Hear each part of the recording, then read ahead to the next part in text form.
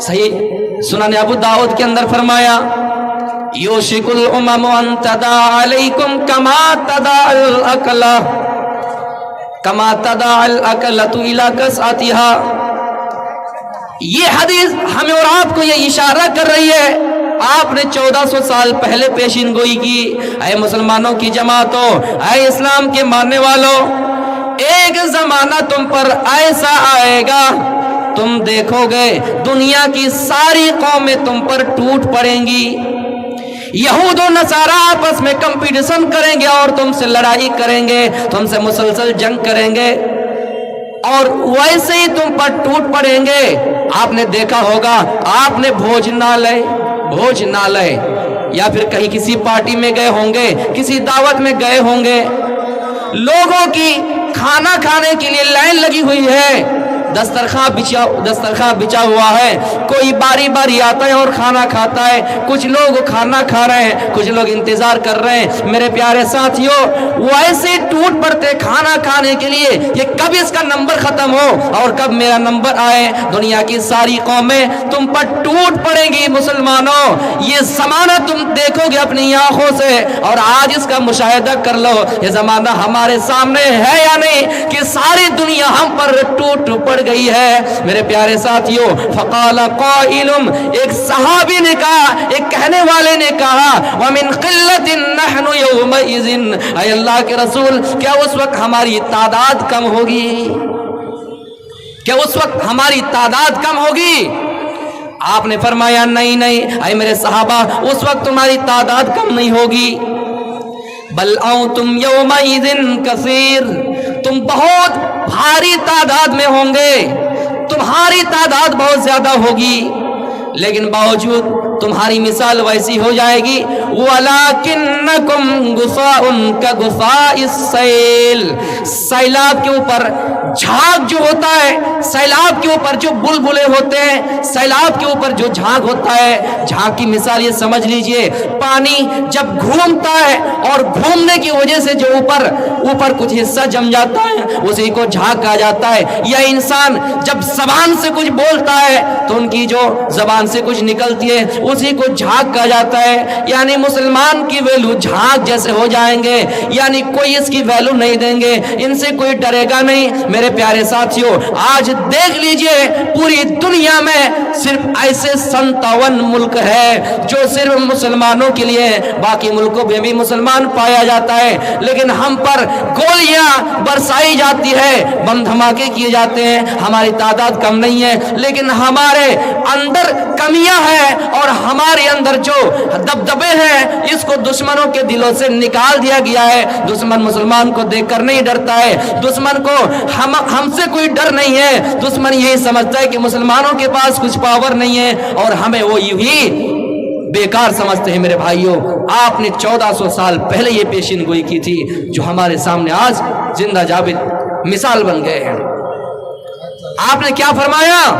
سیلاب کے اوپر جو جھاگ ہوتا ہے، بلبلے ہوتے ہیں، اسی طرح تمہاری حیثیت ہو جائے گی. کوئی تمہاری عزت نہیں کریں گے، کوئی تمہیں ویلو نہیں دیں گے. اس کے بعد آپ نے فرمایا دشمن تمہیں دیکھ کر نہیں ڈرے گا. اے مسلمانوں، دشمن تمہیں دیکھ کر نہیں ڈرے گا اور اللہ رب العالمین تمہارے دلوں میں کمزوری ڈال دے گا، وہن ڈال دے گا. پھر قال قائل، ایک کہنے والے نے کہا، ایک صحابی نے کہا، اے اللہ کے رسول، یہ وہن کیا ہوتا ہے، یہ کمزوری کیا ہوتی ہے؟ آپ نے فرمایا حب الدنیا و کراہیت الموت. آپ نے فرمایا یہ دنیا کی محبت ہے اور موت کی ناپسندیدہ ہے. یعنی مسلمان دنیا سے محبت کریں گے اور موت کو بھول جائیں گے. اس اعتبار سے بھولیں گے، وہ کہیں گے اللہ ہمیں موت ہی نہ آئے. اتنا یاد رکھیے گا میرے بھائیوں، موت سے ہم بچ نہیں سکتے، اس کی تیاری کر کے جہنم سے بچ سکتے ہیں. لیکن آج جو جنت ہمیں فری میں مل رہی ہے ہم اس کی طرف آگے نہیں بڑھ رہے ہیں. جو جہنم زمین بیچ کر، دولت بیچ کر، یہاں تک کہ گھر کے ساری چیزوں کو بیچ کر اس جہنم کو خرید رہے ہیں اور اس کی طرف اپنا قدم آگے بڑھاتے ہیں. ارے اسلام تو وہ مذہب ہے کہ اگر کوئی شخص گناہ کا ارادہ کرتا ہے اگر وہ نہیں کرتا ہے تو گناہ نہیں لکھا جاتا ہے. اگر نیکی کا ارادہ کرتا ہے, پختہ ارادہ کرتا ہے, اگر نہیں بھی کر پاتا ہے تو اس کے لیے نیکی لکھ دی جاتی ہے. اس سے بڑھ کر مذہب کون سا ہو سکتا ہے؟ آپ نے فرمایا حب الدنیا و کراہیت الموت. مسلمان دنیا سے محبت کرنے لگیں گے اور موت کو ناپسند کرنے لگیں گے. میرے پیارے ساتھیوں, عنقریب وہ زمانہ ہمارے سامنے ہے, اور اگر پوری طریقے سے ظاہر نہیں ہوئے تو ہم ضرور دیکھ لیں گے. دنیا کی ساری قومیں ہم پر ٹوٹ پڑیں گی. قرآن میں اللہ رب العالمین فرماتا ہے لا یزالون یقاتلونکم حتی یردوکم عن دینکم. اے مسلمانوں, تم سے یہود و نصارہ جنگ کرتے رہیں گے اور برابر سرابر جنگ کریں گے, تم سے لڑائی کریں گے, اتنی لڑائی کریں گے, اتنے جنگ کریں گے کہ وہ تمہیں دین سے نکال دے گا, تم دین چھوڑ دو گے, تم مرتد ہو جاؤ گے.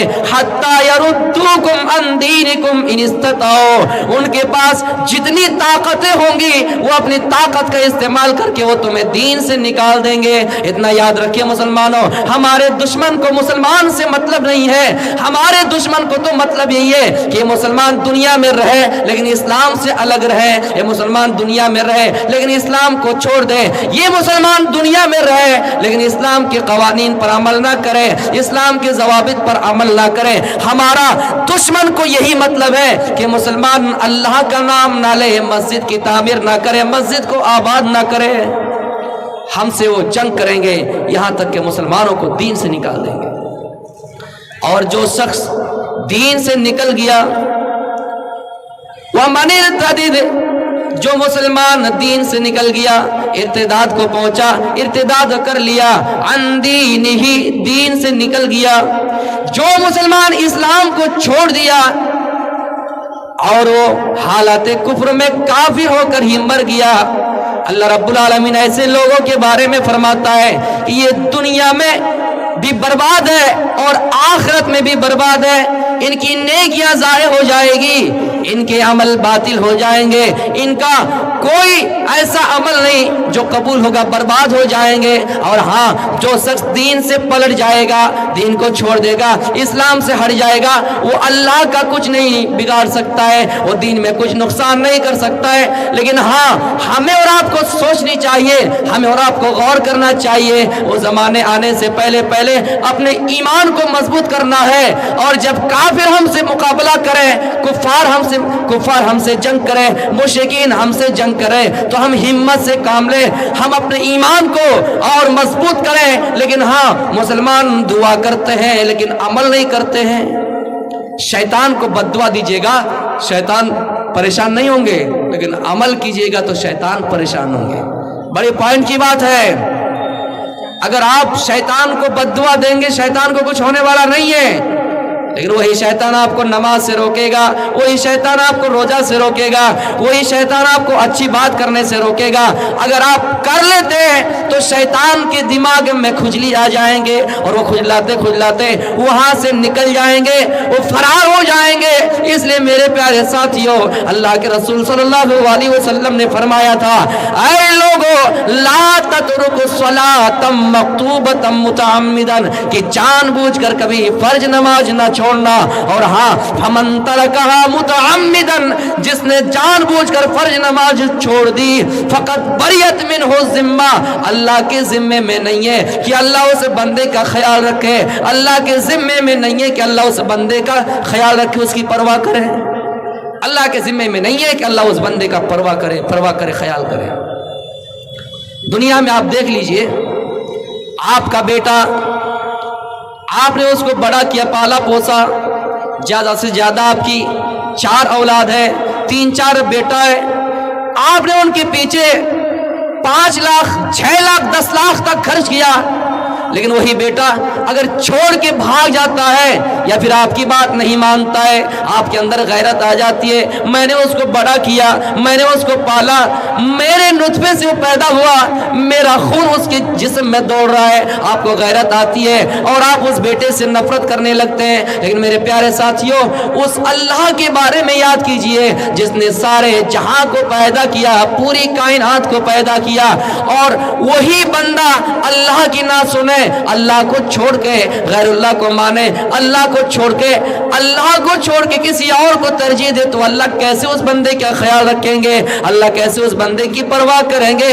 اس لیے اللہ فرماتا ہے جس نے جان بوجھ کر فرض نماز چھوڑی، میرے ذمے میں نہیں ہے کہ میں اس بندے کی بھی پرواہ کروں۔ اس لیے مسلمانوں، تمہیں کاٹا جا رہا ہے، تمہیں مارا جا رہا ہے، تمہیں پیٹا جا رہا ہے، تمہیں ستایا جا رہا ہے، کبھی بابری مسجد چھین لی جاتی ہے، کبھی مسجد اقصی پر اٹیک کیا جاتا ہے، حملہ کیا جاتا ہے۔ جو مسجد اقصی مسلمانوں کا قبلہ اول ہے، جو مسجد اقصی تمام بہت سارے انبیاء کرام کی قبر کی جگہ ہے، جس جگہ پہ، جس سرزمین پہ بہت سارے انبیاء کرام کی قبر موجود ہے، جس جگہ سے آپ معراج پر سب تشریف لے گئے، جس جگہ سے آپ معراج کا سفر کیے، لیکن آج اس جگہ کو چھیننے کی کوشش کی جا رہی ہے، اور ہم یہ کہتے ہیں کہ اللہ کو اگر بچانا ہو تو اللہ اس کو ضرور بچا لے گا۔ لیکن ہاں، ہم نے نمازیں چھوڑی، ہم نے روزہ چھوڑا، ہم نے حج کرنا چھوڑا، ہم نے بھلائی کی باتیں چھوڑی، اللہ مسلمان بندے کی کیسے پرواہ کرے گا، کیسے خیال رکھے گا، اور مسلمانوں کی مسجدوں کی کیسے حفاظت کرے گا؟ جب حفاظت کی ضرورت پڑی تو ابابیل کو بھیج کے خانہ کعبہ کی حفاظت کر لی۔ مسلمانوں، اپنے اندر غیرت پیدا کرو اور یہ سوچو کہ ہماری اندر کیا غلطی ہے۔ اور آپ دیکھ رہے ہیں ذاتی دشمنیاں، لڑائی فلسطین اور اسرائیل کا ہے، دونوں کے بیچ جنگ چل رہی ہے، لیکن کوئی دوسرا دیش یہ کہہ رہا ہے کہ نہیں، حماس آتنکی ہے۔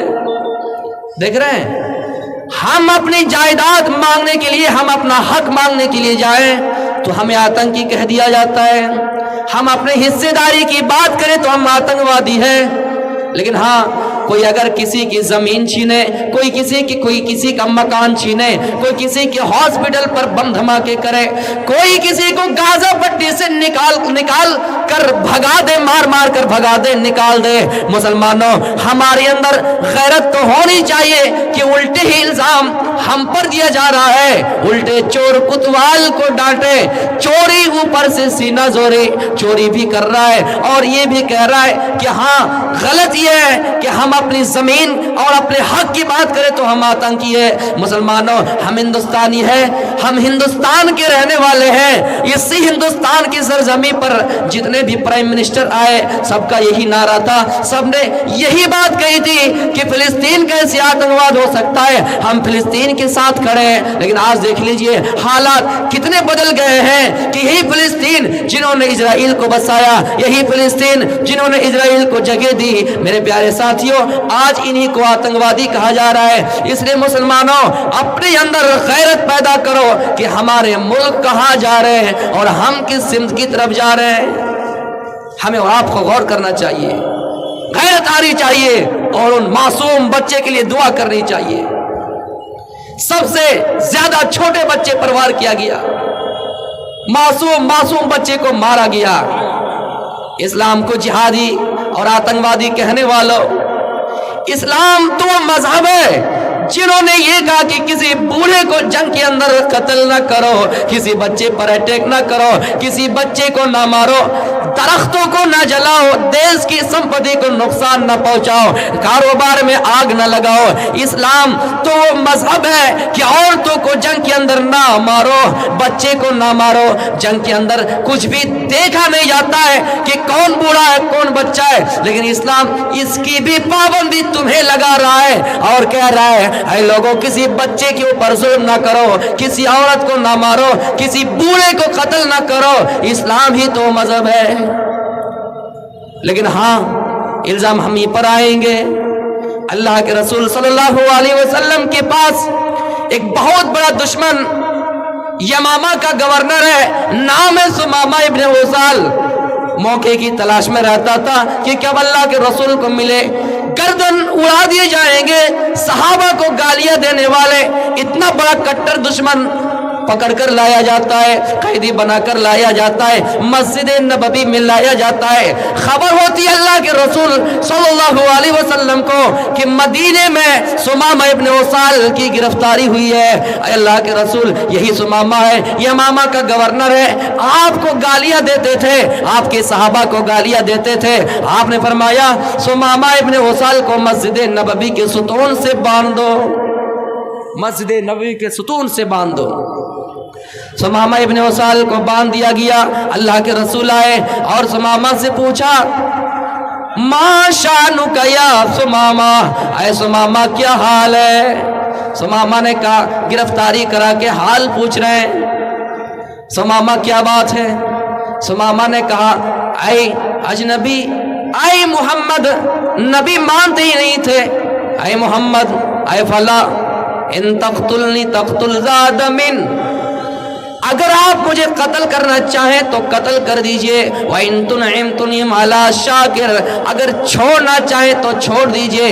अगर मुझे छोड़ रहे हैं तो ये आपका बड़ा एहसान होगा, क्योंकि आप तो रहमतुल लिल आलमीन है, आप तो दोनों जहां के लिए, सारे जहां के लिए, मवेशियों के लिए, जिन्नात के लिए, इंसान के लिए रहमत है। अगर आप मुझे छोड़ना चाहें तो छोड़ दीजिए, ये आपका बड़ा एहसान होगा, आपका बड़ा एहसान होगा। अगर कत्ल करना चाहें तो कत्ल कर दीजिए, इसलिए कि मैंने आपको कत्ल के इरादे से आया, इसलिए कि मैंने कत्ल की नीयत से आया, मैं वाकई बड़ा मुजरिम हूँ। कत्ल करना चाहे कत्ल कर दीजिए, छोड़ना चाहे छोड़ दीजिए।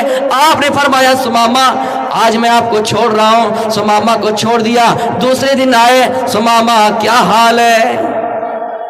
माइन कया सुमामा, आए सुमामा क्या हाल है। सुमामा का वही जवाब, आए फला, अगर आप मुझे छोड़ना चाहें तो छोड़ दीजिए, कत्ल करना चाहें तो कत्ल कर दीजिए।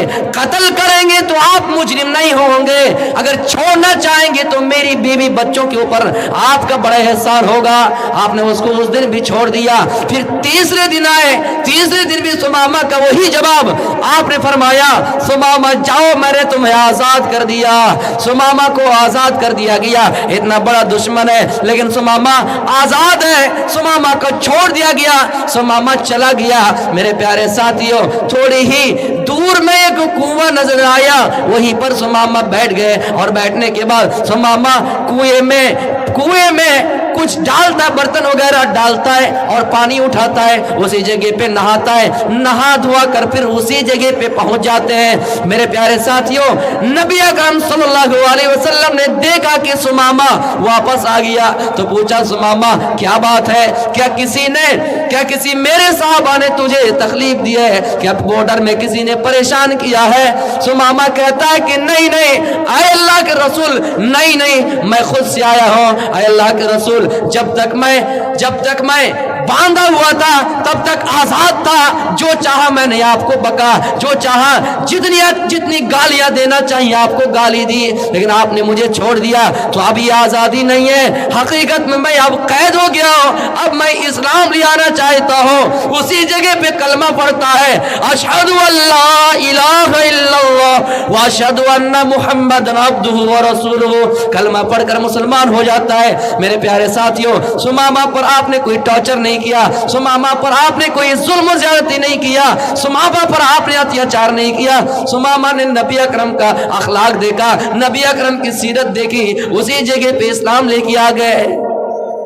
उसके बाद सुमामा ने कहा, ऐ मोहम्मद सल्लल्लाहु अलैहि वसल्लम, जानते हैं इस्लाम लाने से पहले ये जो मदीना शहर है, ये जो आपकी बस्ती है, मैं दुनिया की सारी बस्तियों से आपकी बस्ती को गंदी कहलाया करता था। आपके शहर को गंदा शहर कहलाया करता था, और आपका चेहरा जो है, मैं सबसे आपका चेहरा गंदा समझा करता था। लेकिन अल्लाह के नबी, मैं इस्लाम लेकर आ गया हूं, मैं अब आपके चेहरे को दुनिया का हसीन चेहरा मान रहा हूं, आपकी बस्ती को दुनिया की सबसे खूबसूरत बस्ती मान रहा हूं, आपके शहर को मैं दुनिया का सबसे खूबसूरत शहर मान रहा हूं। फिर भी आपके अंदर गैरत नहीं आई कि उसने मुझे इस्लाम लाने से पहले गंदा चेहरा कहा। जिस चेहरे के बारे में अर्श वाले ने सिराजम मुनीरा, जिस चेहरे के बारे में अर्श वाले ने कहा सिराजम मुनीर, कि ये चेहरा रोशन चिराग है, चमकता हुआ चिराग है। जिस चेहरे के बारे में हजरत आयशा ये शेर पढ़ा करती थी, लना शम्स